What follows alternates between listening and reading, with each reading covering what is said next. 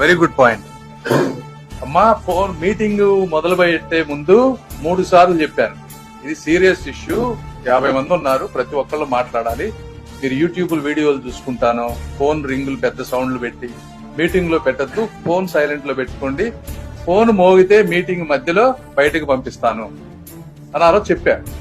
అయినా యూట్యూబ్ వీడియోలు చూస్తా ఉన్నారు మీటింగ్ లో. అంటే ఇది వేల మంది రైతులకు సంబంధించినటువంటి విషయం. మేము ఇష్యూస్ ని అర్థం చేసుకోవాలా? పద్ధతి ఉంటది కదా ఒక మీటింగ్ కి.